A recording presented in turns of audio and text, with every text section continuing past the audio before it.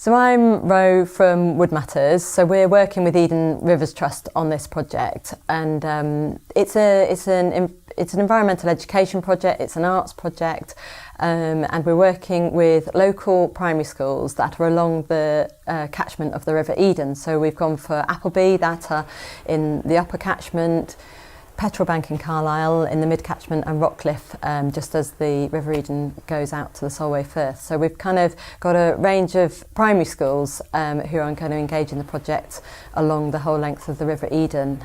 And we've chosen those schools because they're particularly close to river, particularly close to where have been traditional litter hotspots, places where they've been identified. Then if we can increase the awareness of the issue of litter and the impacts of litter, then hopefully that will inspire the next generation and current generations to change their behaviour around litter.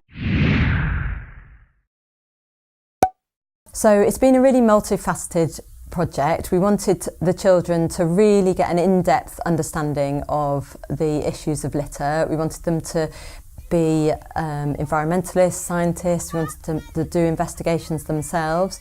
We used a lot of creative arts during the project, so that's hands-on making. We've used filmmaking, so they've gained a lot of skills along the way and had a lot of experiences. So it's been a really rounded experience for them, all within the theme of litter. So the idea is that learning is really embedded by coming at it from lots of different angles, and ultimately they are then the educators through their exhibition at Tully House. So they get the chance to share what they've learned and to hopefully inspire others to change their behaviour, those that come and see their exhibition at Tully House.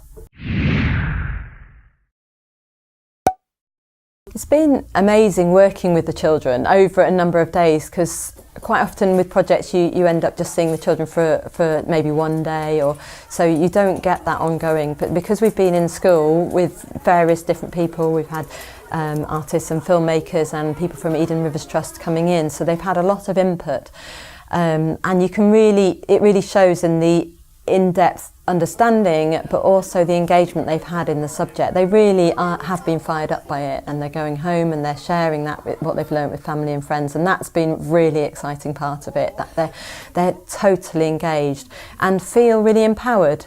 I think that's a really exciting thing, is that they feel empowered, because litter is something that we can all have it's actually very easy to have a massive environmental impact with litter, because it's an individual action that is causing the problem.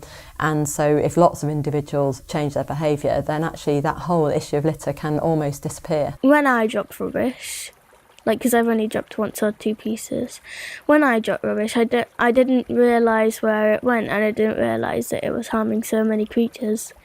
So now I put it all in the bin and the recycling bag.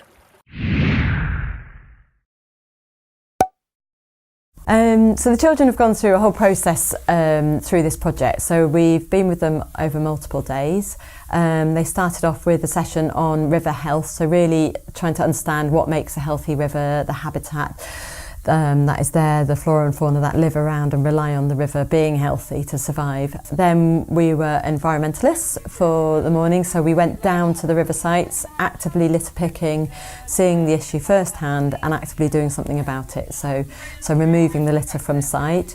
While we're doing that, we were recording the data of what we found, and then back at school we became scientists, so we started analysing that data, looking at the materials of the litter that we found, and then investigating how long that material would take to degrade, the impacts and possible impacts for wildlife of those different objects, and where the litter came from, how it came to be there, who might have been responsible for it, and starting to just trying to generate thoughts and feelings as a response to the litter that they'd found at the river, and also having found the litter, then understanding the real impact of that litter being there, and indeed the impact of them removing that litter from the site. When I see litter, I feel very disgusted, and it's why do people do it? It's not very nice, and I feel a bit ashamed of people in this world. They've all had a whole creative arts day, so where we've made a massive mess. We've basically brought lots of litter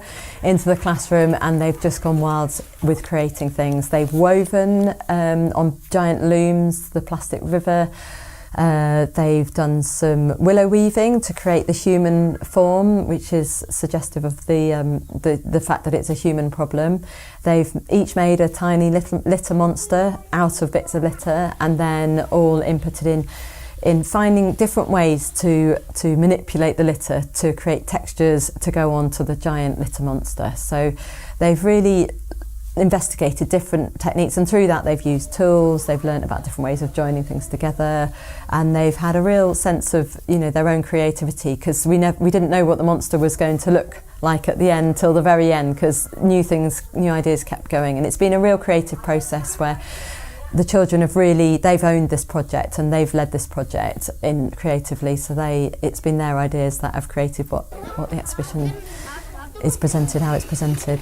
And then on our final day, we focused on filmmaking. So it's a case of animating the little litter monsters. So a clever technique where the mouth of the children is filmed and then that is digitally removed and put onto the litter monster. So it's kind of animating their monsters that they've made, but giving the children a real opportunity to share their story, share what they've learned, share how they felt about what they've learned, how they feel about the issues of litter, and messages and things that they can share and try to work as educators themselves. So through the exhibition and through their film, they can actually spread the messages to try and change people's behaviour. Please, can you not litter, because if it can affect animals, and animals give a lot of joy to our world, and it can affect us if you think about it. So the concept behind the installation is, who is the litter monster? And through their discussions, they've realised that the litter monster is human. So it's not a googly-eyed monster, it's a human issue, is litter. So they've made a giant willow human who's sitting thinking on the side of the riverbank.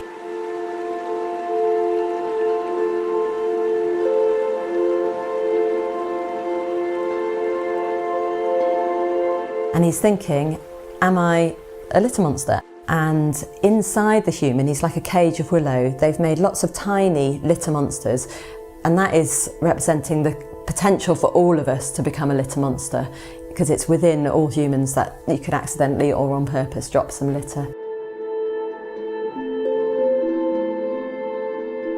The human is also thinking, if we keep these litter monsters inside and don't let them escape, then we haven't got a problem. But escaped litter monsters cause big problems. So from the human, there's a little line of litter monsters going across the river to the other bank, and then from a bottle, a genie is coming up of this enormous litter monster looming over us to show the size of the problem that litter causes once it gets into the river and the sea environment. Because one piece of plastic litter will be around for at least 1,000 years and cause all sorts of havoc in its journey through the oceans. So we really are trying to get across the impact that even one bit of litter has, and that's the really big problem, which is demonstrated by the huge litter monster.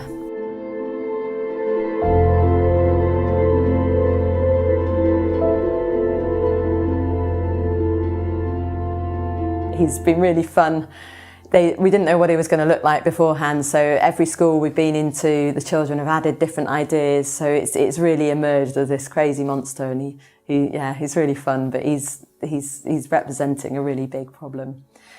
They've also been weaving plastics on giant looms to create the river itself. So this is representing that the rivers are getting clogged with plastics. So that river is flowing through the installation piece. And then amongst the river, there's also foil takeaway containers that have been cut up and hand embossed by the children, and they've done a study of all the wildlife that lives in and around the river and relies on a healthy river to survive. So there's everything from invertebrates, little fly larvae that live in the river, fish, and then mammals and birds that also rely on the river ecosystem to to be healthy, to be able to survive. When I see litter, I'm not very happy because it goes through the rivers to the sea, and then all the sea Quite animals. sad because people just don't care about the environment. There's some beautiful creatures in the oceans and rivers, and you don't get to see them, and when you have the chance to do, they won't be there because they'll be extinct.